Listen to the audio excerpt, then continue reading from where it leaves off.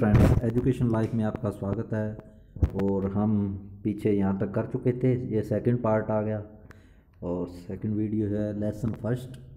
देश के नाम।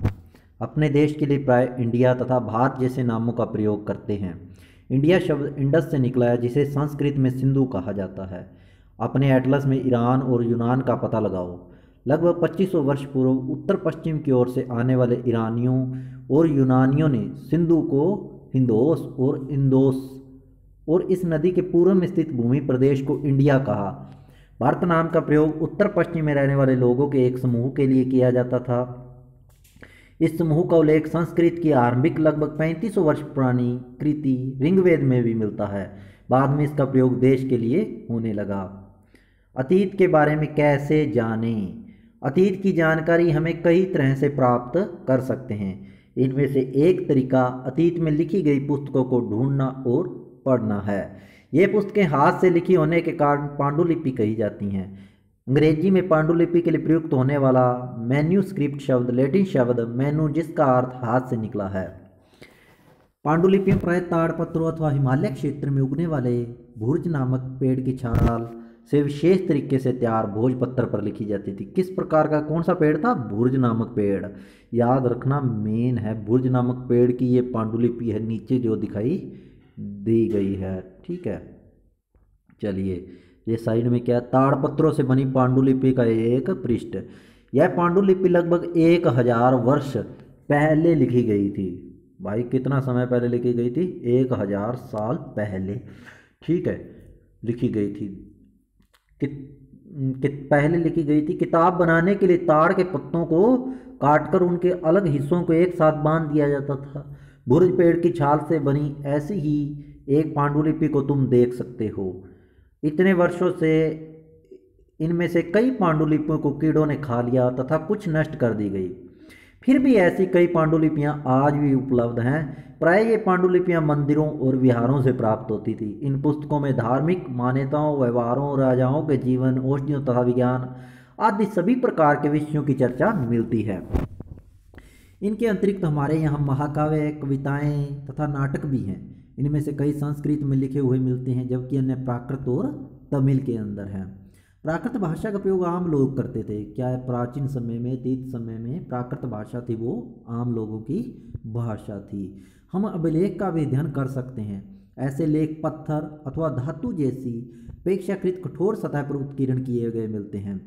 कभी कभी शासक अथवा अन्य लोग अपने आदेशों की इस तरह उत्कीर्ण करवाते थे ताकि लोग उन्हें देख सकें, पढ़ सकें तथा उनका पालन कर सकें। कुछ अन्य प्रकार के अभिलेख भी मिलते हैं जिनमें राजाओं तथा रानियों सहित अन्य स्त्री पुरुषों ने भी अपने कार्यों के विवरण उत्कीर्ण करवाए हैं।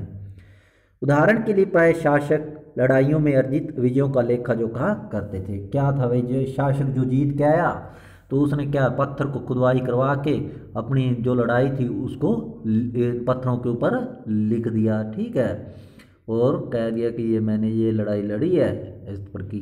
क्या तुम बता सकती हो कि कठोर सतह पर लेख लिखवाने के लिए क्या लाभ थे? ऐसा करवाने में क्या कठिनाइयाँ आती थी? इसके अतिरिक्त अन्य कई वस्तुएं अतीत में बनी और प्रयोग में लाई जाती थी। ऐसी वस्तुओं का अध्ययन करने वाले व्यक्ति पुरातत्वविद कहलाता है। पुरातत्वविद पत्थर की और ईंट से बनी इमारतों के विशेष चित्रों तथा मूर्तियों का अध्ययन करते हैं। वे औजारों, हथियारों, बर्तनों, आभूषणों का प्रयोग करते हैं। ठीक है, तथा सिक्कों की प्राप्ति के लिए छानबीन तथा खुदाई भी करते हैं। इनमें से कुछ वस्तुएं पत्थर, पक्की मिट्टी तथा कुछ धातु की बनी हो सकती हैं। ऐसे तत्व कठोर तथा जल्दी नष्ट न होने वाले होते हैं। देखा आपने, ये क्या मटका बना हुआ है, इधर चांदी के सिक्के हैं।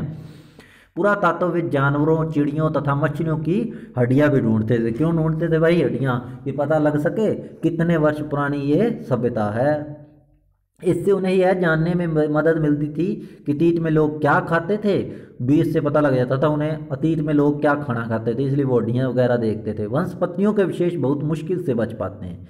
यदि अन्न के दाने अथवा लकड़ी के टुकड़े जल जाते हैं तो वे जले रूप में बचे रहते हैं। क्या पुरातत्वविदों को बहुधा कपड़ों के विशेष मिलते होंगे? हाँ भाई, मिलते तो होंगे, पर बहुधा ये कुछ कहा नहीं जा सकता। पांडुलिपियां अभिलेखों तथा पुरातत्व से ज्ञात जानकारियों के लिए इतिहासकार प्रायः स्रोत शब्द का प्रयोग करते हैं। इतिहासकार उन्हें कहते हैं कि जो अतीत का अध्ययन करते हैं, स्रोत के प्राप्त होते ही अतीत के बारे में पढ़ना बहुत रोचक हो जाता है, क्योंकि इन स्रोतों की सहायता से हम धीरे धीरे अतीत का पुनर्निर्माण करते जाते हैं। अतः इतिहासकार तथा पुरातत्वविद उन जासूसों की तरह हैं जो इन सभी स्रोतों का प्रयोग सुराग के रूप में कर अतीत को जानने का प्रयास करते हैं। अतीत या एक अनेक। क्या तुमने इस पुस्तक के शीर्षक हमारे अतीत पर ध्यान दिया? यहाँ अतीत शब्द का प्रयोग बहुवचन के रूप में किया गया है। ऐसा इस तथ्य की ओर ध्यान दिलाने के लिए किया गया कि अलग अलग समूह के लोगों के लिए अतीत के अलग अलग क्या मायने थे। उदाहरण के लिए पशुपालकों अथवा कृषकों का जीवन राजाओं तथा रानियों के जीवन से तथा व्यापारियों का जीवन शिल्पकारों के जीवन से बहुत भिन्न था।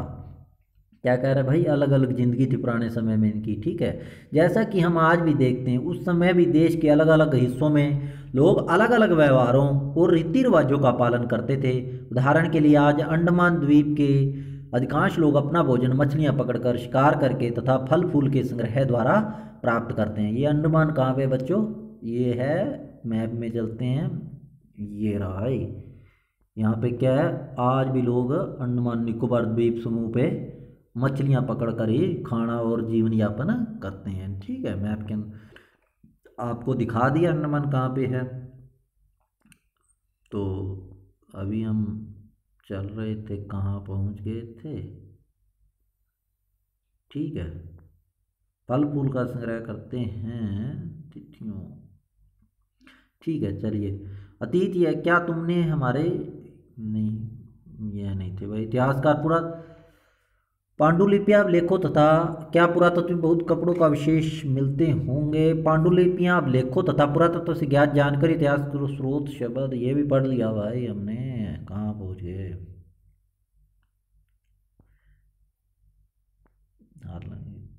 हाँ चलिए, यहाँ पर थे। अतीत एक या अनेक। क्या तुमने इस पुस्तक के शीर्षक हमारे अतीत पर ध्यान दिया? यहाँ अतीत शब्द का प्रयोग बहुवचन के रूप में किया गया है। ऐसा इस तथ्य की ओर ध्यान दिलाने के लिए किया गया कि अलग अलग समूह के लोग इस अतीत के अलग अलग मायने थे।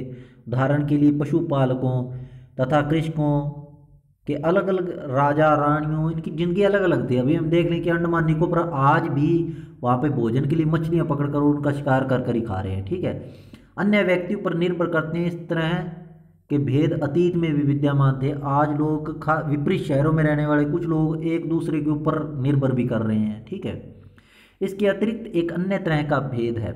चलिए यहाँ से आगे।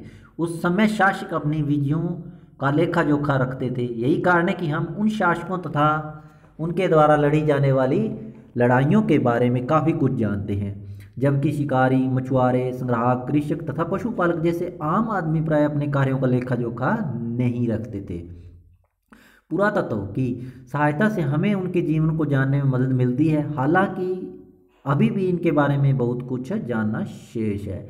ये तिथियों का मतलब हो गया भाई ईसा मसीह के। इसमें क्या है? ईसा मसीह के जन्म से पहले और बाद में क्या कहा जाता था? तिथियों को क्या कहा है? ईसा पूर्व, अडोमनी, इस प्रकार के नाम हैं। चलिए ये भी पढ़ते हैं हम। अगर कोई तुम में से तिथि के विषय में पूछे तो तुम शायद उस दिन की तारीख, माह, वर्ष जैसे कि 2000 या इसी तरह का कोई और वर्ष बताओगी। वर्ष की यह गणना ईसाई धर्म प्रवर्तक ईसा मसीह के जन्म की तिथि से की जाती है। अतः 2000 वर्ष कहने का तात्पर्य ईसा मसीह के जन्म के 2000 वर्ष के बाद से है। ईसा मसीह के जन्म के पूर्व की सभी तिथियां ईसा पूर्व, ईसा से पहले के रूप में जानी जाती हैं। इस पुस्तक में हम 2000 को अपना आरंभिक बिंदु मानते हुए वर्तमान से पूर्व की तिथियों का उल्लेख करेंगे। अभी आरंभिक बिंदु हमने 2020 चल रहा है, इससे 1000 वर्ष पहले कह दिया, तो 2000 से 1000 वर्ष पहले जाना पड़ेगा हमें। इतिहास और तिथियां, अंग्रेजी में बीसी, हिंदी में ईसा पूर्व का तात्पर्य बिफोर क्राइसिस, ईसा पूर्व होता है। क्या इंग्लिश में क्या कहा जाता है इसको? ईसा पूर्व को बिफोर क्राइसिस, बीसी बोलते हैं। ठीक है, कई जगह पे अलग भी लिखा, थोड़ा मोटा फर्क आएगा, अभी पता लग जाएगा। कभी कभी तुम तिथियों से पहले एडी हिंदी में लिखा पाती हो। यह एनो डोमनी नामक शब्दों से बना है तथा इसका तात्पर्य ईसा मसीह के जन्म के वर्ष से है। कभी कभी एडी की जगह सीई तथा बीसी की जगह बीसीई का प्रयोग होता है। सीई के अक्षरों का प्रयोग कॉमन एरा तथा BCE का बिफोर कॉमन एरा के लिए प्रयोग किया जाता है। आई समझ में? ठीक है, ये बताया हुआ है, ये ज़्यादा इतना नहीं है। अन्यतर ये क्या है चीज़ें भाई, पुराने समय की ये लिपि मिली है, जिसमें से लायन को आज में L कहा जाता है, चिड़िया स्पैरो थी उसे A कहा जाता है। ये अभी मैं पढ़ के बताता हूँ, ये अज्ञात लिपियाँ हैं जिन्हें आज तक पढ़ा भी नहीं गया, अज्ञात रही हैं। ठीक है, जैसा कि हमने पहले पढ़ा कि अभिलेख कठोर सतहों पर उत्कीर्ण करवाए जाते हैं। इनमें से कई अभिलेख कई सौ वर्ष पूर्व लिखे गए थे। सभी अभिलेखों में लिपियों और भाषाओं का प्रयोग हुआ है। समय के साथ साथ अभिलेखों में प्रयुक्त भाषाओं लिपियों में बहुत बदलाव आ चुका है। विद्वान यह कैसे जान पाते हैं क्या लिखा था? इसका अज्ञात लिपि का अर्थ निकालने की एक प्रक्रिया द्वारा लगाया जा सकता है।